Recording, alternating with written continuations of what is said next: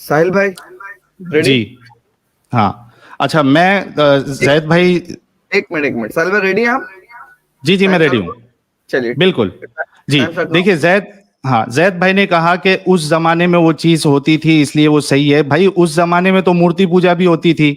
उस जमाने में तो शराब भी पीना सही था।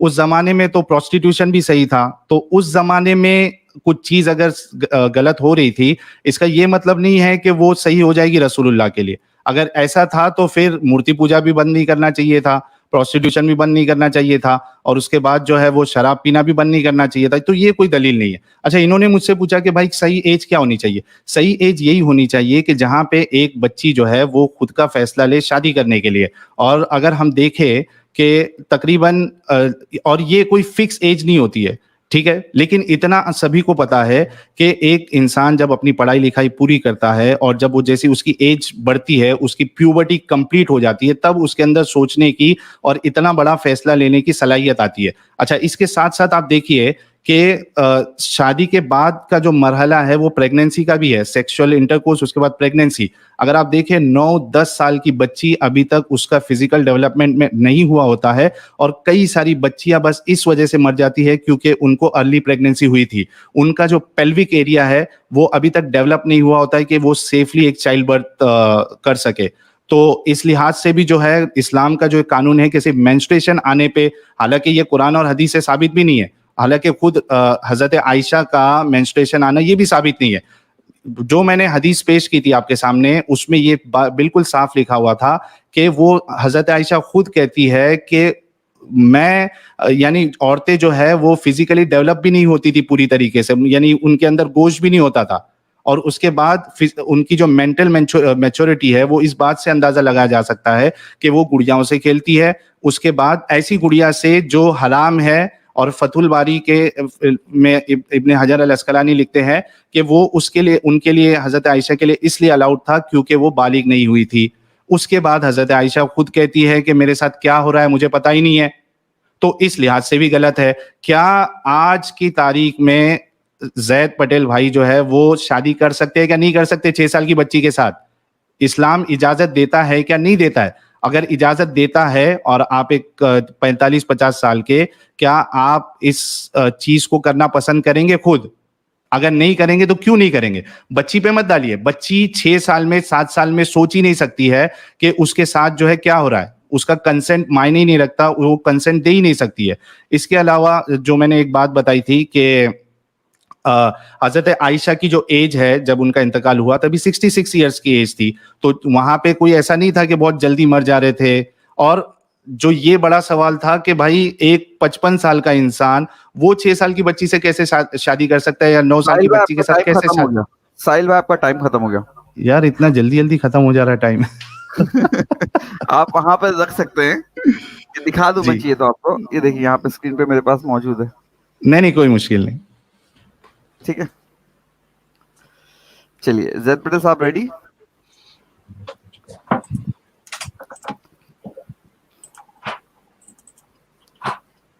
जी मैं रेडी हूँ। जैद भाई your time start now. Objections में साहिल ने ये जो कहा है कि झूला भी झूलती थी, तो मैं आपसे ये कहता हूँ झूला भी झूलती थी, ये कौन सी दलील हुई? आप कोई भी अम्यूजमेंट पार्क में जाओ, आपको देखो कितनी औरतें दिखती हैं। कोई भी गार्डन में चले जाओ, आपको जवाब मिल जाएगा। ये सवाल का जवाब मुझे यहाँ दिखाने की जरूरत नहीं है। इब्न हजर ने कहा कि वो प्यूबर्टी नहीं पहुंची थी। इब्न हजर हमारे लिए दलील नहीं है। और स्कॉलर्स का जब आप कोई मजहब पे एतराज उठाते हो तो उसके उसूल तो आप जानते हो ना। उसूल क्या है कि स्कॉलर्स में अगर इख्तिलाफ हो तो जिसके पास प्रूफ है हम उस स्कॉलर की बात को लेंगे, जिसके पास प्रूफ है। जैसे आपने सूरह 66 के ताल्लुक, सूरह 65 वर्स 4 के ताल्लुक से जो कहा, मैंने आपके सामने प्रूफ रखे। और उस आयत में कहीं ये नहीं दिया है कि नाबालिग लड़की से शादी कर सकते हैं। कहीं दिया है, देखो उसके अंदर क्या दिया है, इद्दत की पीरियड कितना है, 3 मंथ्स है। और लम यहिदना, जिन्हें हैज नहीं आता है, उनका इद्दत का पीरियड दिया हुआ है कि 3 मंथ्स है। और वो नहीं इद्दत, आप उससे इस्तेदलाल जो बता रहे हैं ना, जो स्कॉलर्स ने किया है, वो इंसान है, उनसे गलती हो सकती है। और इब्न हजर ने, आपको पता है इब्न हजर के ताल्लुक से भी ये बात जो है ना, ये भी अगर आप फुल पढ़ोगे ना, उन्होंने खुद कहा है this issue needs to be discuss further. आप जो लिंक दे रहे हो ना इस्लाम की का, उसी में थोड़ा और आगे पीछे देख लीजिए, आपको मिल जाएगा। और प्लेइंग विद डॉल्स परमिसिबल है इवन फॉर वुमेन, इमाम इब्न हिब्बान, इब्न नसाई, वो सब कह रहे हैं। और स्कॉलर्स में भी हम ये बात कह रहे हैं। आई होप ये बात तो आप क्लियर समझ गए होंगे इंशाल्लाह। आपने ये जो इंसिडेंट बताया कि जारियतुन हदीसतुस्सिन्नी। काश कि आप अरबिक टेक्स्ट पे जाते थे, थोड़ा डिक्शनरी में देख लेते थे, आपको अपना सवाल का जवाब खुद ही मिल जाता। ये जारियतुन का मतलब अगर आप डिक्शनरी में देखो तो देख सकते हो कि उसका मतलब क्या है, एक यंग गर्ल, यंग वुमन की बात हो रही है। और इसके अंदर जो मेड की बात हो रही है, इसके अंदर कहीं ये नहीं है, इसके अंदर कहीं ये मीनिंग नहीं है कि वो नाबालिग है, हैज नहीं आया, ये आपका इस्तेदलाल है। और अगर आपको दूसरे हदीस के यूज देखना है तो ये हदीस देखिए कि जारियतुन शाबतुन, जवान, हाँ जवान, शाबतुन खास इसके साथ स्पेसिफिकेशन के साथ भी है।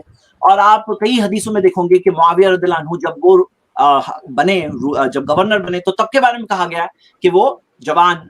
तो ये जवान जारिया ये आया है, तो हमें इस बात को देखना चाहिए। और ये जो आपने कहा है कि जो लोग दलील हैं, तो ये स्टैंडर्ड में मैं चाहता हूं आप एक बार जरा वाजे करो, लोग आपके लिए लोग सही समझेंगे, लोग स्टैंडर्ड है। तो आपका स्टैंडर्ड अगर लोग हैं तो आप तो क्लियरली ऑलरेडी साबित हो चुका है कि मोहम्मद सल्लल्लाहु अलैहि वसल्लम का प्रैक्टिस सही थी। अब आइए हम आगे बढ़ते हैं। मैं जो बात कह रहा हूं ना, ये जो मेंसेस, मैं प्रूफ के साथ कह रहा हूं। आप जो कह रहे हो ना कि वैसा होता था, आपको पता है कितनी सारी नबी सल्लल्लाहु अलैहि वसल्लम की बेटियों देखो, डॉटर्स को देखो, उनमें से किसी की एक ही बड़ी उम्र दिख रही है। फातिमा रदियल्लाहु अन्हा वाज द ओनली वन, लेकिन उनकी भी उम्र कितनी है, 30 से पहले उनका इंतकाल, 30s में इंतकाल हुआ ऑलमोस्ट। हाँ, तो आपके कई मिसालें, मैं आपको स्टैटिस्टिक्स बता रहा हूं, आप हवा में बात कर रहे हो, मैं आपको प्रूफ के साथ बता रहा हूं। एज ऑफ मेंसेस मैंने प्रूफ के साथ बताया, और आपने जो कहा है ना, मैं चाहता हूं ये बात वाज़ेह हो जाए, ये तो सब आप देख चुके हो मेडिकली।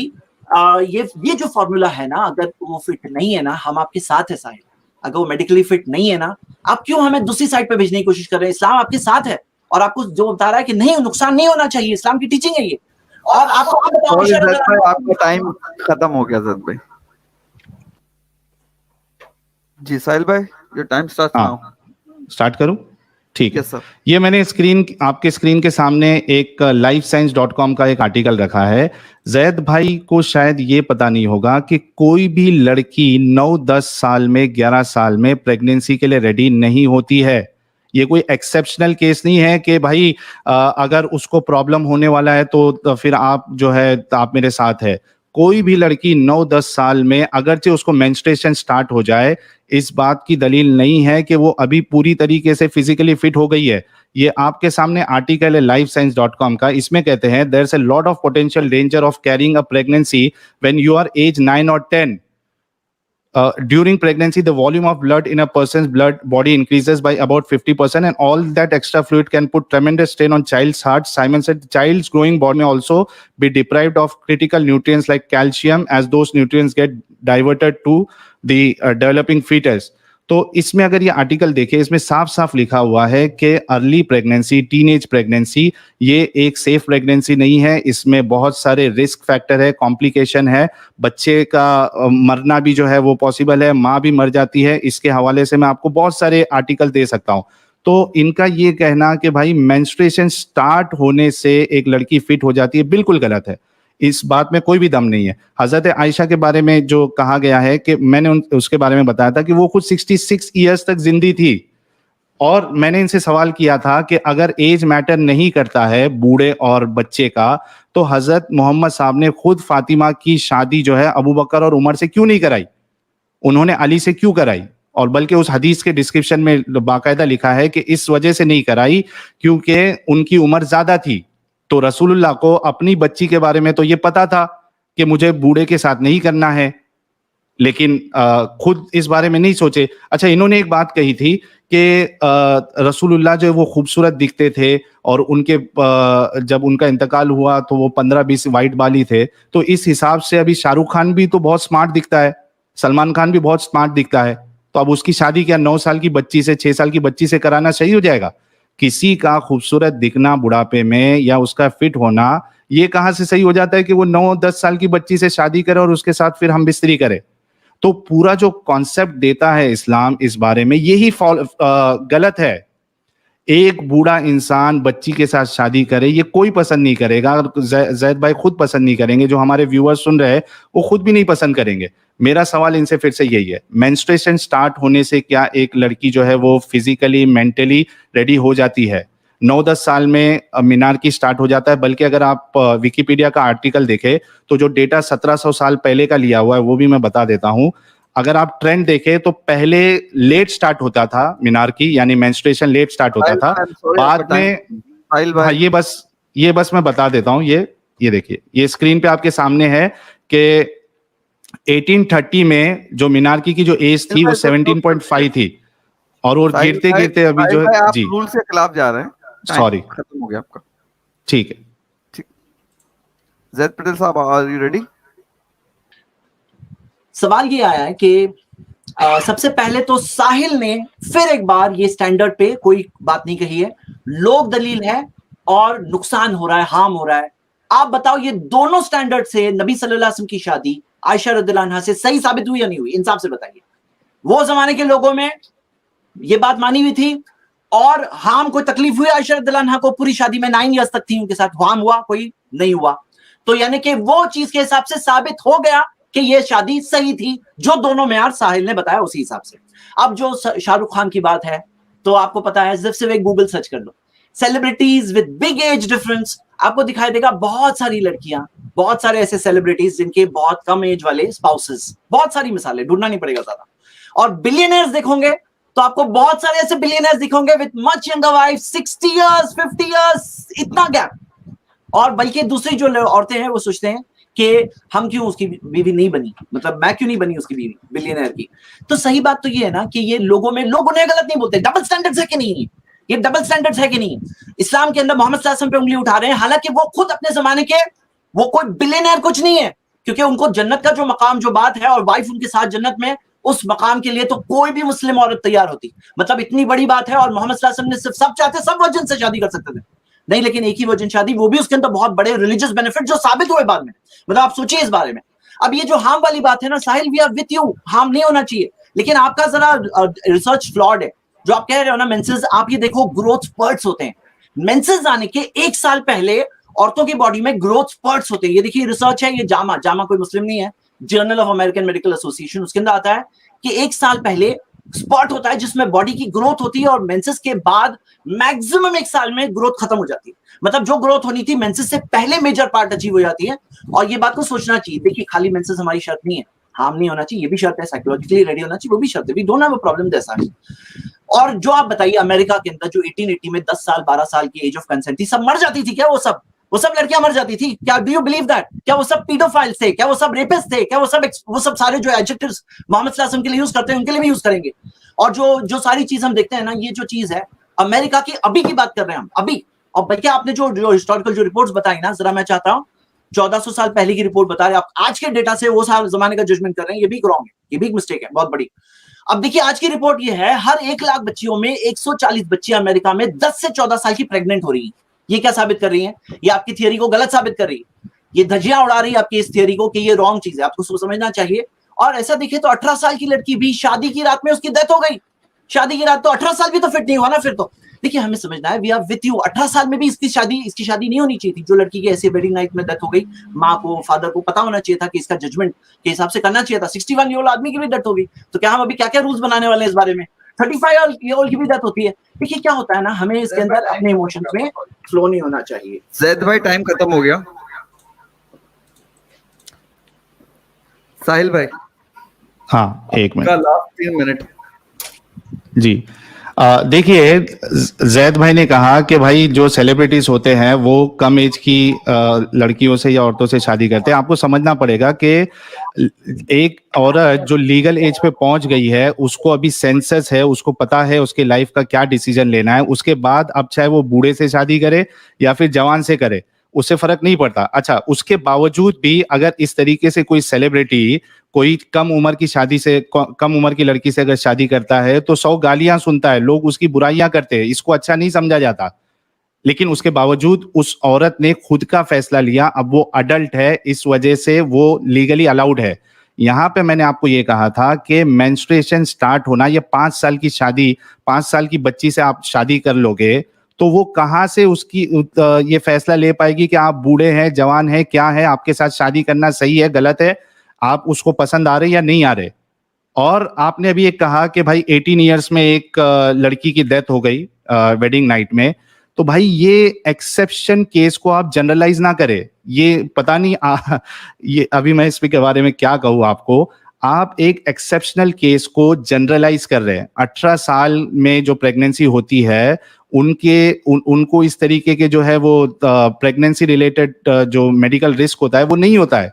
और आपने एक चीज ये कहा था कि तो इस तरीके से आप पहली बात तो जनरलाइज जो एक्सेप्शन को लेके कर रहे हो गलत है। और मैं जो डेटा बता रहा हूं वो जनरल डेटा है कि 9, 10 साल 11 साल में अगर एक बच्ची प्रेग्नेंट हो जाती है तो वो उसके मरने के चांसेस बढ़ जाते हैं। और बल्कि जो मैंने आपको आर्टिकल बताया था उसके मुताबिक भी जो एक्सपर्ट्स है वो साफ साफ कहते हैं कि 9, 10, 11, 12 साल में कोई भी लड़की जो है जवान नहीं यानी प्रेग्नेंट नहीं होना चाहिए। बल्कि जो सेफ टाइमिंग है वो 20 के बाद का आता है, जहां पे उसका जो रिस्क है वो पूरा कम हो जाता है। तो एक बात ये हो गई। अच्छा, आपने कहा कि प्यूबर्टी जो है वो पहले ही उसका स्टार्ट हो जाता है। मैं आपकी बात से मानता हूं आपकी बात को, लेकिन उसको देखिए टैनर स्टेज कहते हैं। टैनर स्टेज अगर आप देखें तो मेंस्ट्रुएशन स्टार्ट होने के बाद भी 2 से 4, 5 साल लगते हैं। क्या आपने अपने घर पे बच्चियों को नहीं देखा? क्या आसपास में आपने बच्चियों को नहीं देखा कि मेंस्ट्रुएशन होने के बाद भी तकरीबन 15, 16, 17 साल लग जाते हैं उसको पूरी तरीके से डेवलप होने के लिए, उसको पूरी तरीके से यानी उसके इंटरनल ऑर्गन्स डेवलप होने के लिए। ये देखिए, physical changes are becoming more obvious for both males and females in stage 3 along with a growth spurt in height. Your teens hormones are hard at work furthering development from the previous stage.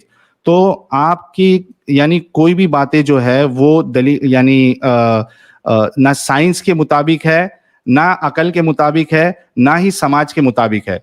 एक औरत, एक लड़की या एक मर्द जब वो पूरी तरीके से मैच्योर हो जाए, सोच समझने लगे, तब उसका डिसीजन होना चाहिए शादी करने का। और जब वो पूरी तरीके से सेफ टाइम पे, सेफ पीरियड पे पहुंच जाए, तब उसका जो है प्रेगनेंसी का टाइम होना चाहिए।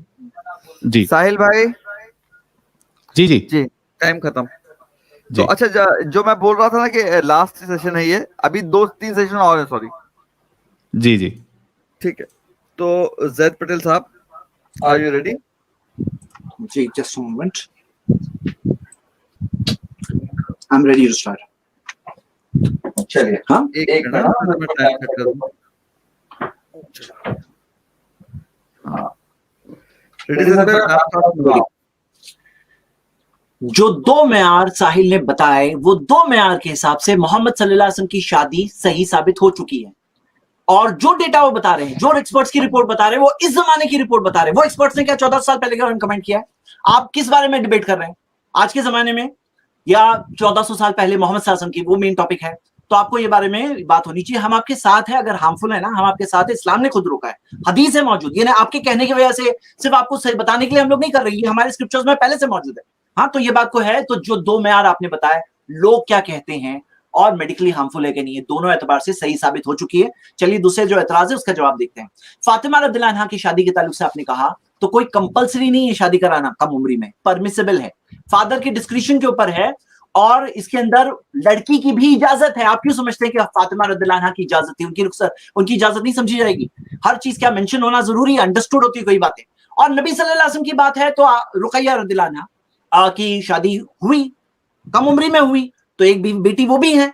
और इसमें आप ये भी सोचिए कि जब फातिमा रज़ियल्लाहु अन्हा को प्रपोजल आया और नबी सल्लल्लाहु अलैहि वसल्लम कुछ नाराज नहीं हुए, यानी वो सोसाइटी में एक एक्सेप्टेड बात थी, बल्कि ये दलील भी खुद आपके खिलाफ हुई, यानी ये दलील भी आपके खिलाफ हुई। वो सोसाइटी में इट वाज एक्सेप्टेड के प्रपोजल दिया जा सकता है, ये चलता था ये बात कम उम्री में। और आप ये देखिए, जो आपने कहा है कि ये चीज, तो आप जब एज ऑफ मैरिज पे उंगली उठा रहे हैं आज इतना, तो आपको एज ऑफ कंसेंट पे भी उंगली उठाना चाहिए। क्या आप जानते हैं चाइना में 14 साल की एज ऑफ कंसेंट है? और एज ऑफ कंसेंट क्या है? यानी जिसके अंदर इलीगल रिलेशन किए जा सकते हैं। मैरिज की मिनिमम एज 20 साल 22 साल है। और जो मैं आप सबको बताऊं, देखिए ये एज ऑफ कंसेंट है ना, आप जाके खुद देखिए ageofconsent.net, कंट्रीज के लॉज के साथ पूरी डिटेल दी हुई है कि 12 साल फिलीपींस में, 12 साल एज ऑफ कंसेंट। हाँ, इंडिया में 18 साल है, वहां पे 12 साल है। जापान हमसे एडवांस, जापान 13 साल है, और कई कंट्रीज में 14 साल है। चाइना 32 कंट्रीज, 15 साल है फ्रांस, और 25 और कंट्रीज, 16 साल है यूएसए, और कितनी सारी और कंट्रीज। तो मैं आपसे कहता हूं कि इससे ये जो सब गलत, उनको पता है, वो सब कर रहे हैं चाइल्ड मोलेस्टेशन और रेप कर रहे हैं वो लोग, और आप ही हम सब समझदार हैं। What is this? यानी कौन सही है? आपको क्यों लगता है आप ही सही है? और ये जो 14 साल के बारे में मैंने कहा, ये लोग क्या कर रहे हैं? ये लोग कर रहे हैं और साबित क्या कर रहे हैं मालूम है? कि आपकी थियरी के 10 साल वाले बच्चे फिट नहीं होते ना, सेक्सुअली ट्रांसमिटेड डिजीजेस हो रही है। ये रिपोर्ट देखिए, ये रिपोर्ट में तो आया है, यूएसए की रिपोर्ट है कि 12 साल एवरेज एज है फर्स्ट इंटरकॉर्स की अमेरिका में। 8-9 साल में कई बच्चे करते हैं, कई बच्चे करते हैं। तो हम ये देखते हैं कि ये चीज से क्या साबित हुआ, वो लोग प्रैक्टिकली क्या साबित कर रहे हैं मालूम है, कि आपकी थियरी के वो लोग अनफिट होते हैं ना, वो लोग साबित करें कि नहीं हो रहा है। एक होता है लेटर ऑफ द लॉ, एक होता है स्पिरिट ऑफ द लॉ।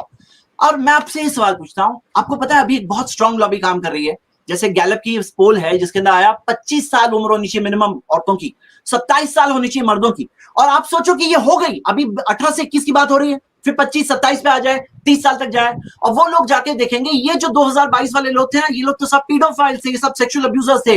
अगर आप ये कहेंगे तो क्या आप उनके क्रिटिसिज्म को सही समझोंगे उस जमाने के क्रिटिसिज्म के हिसाब से? टाइम खत्म।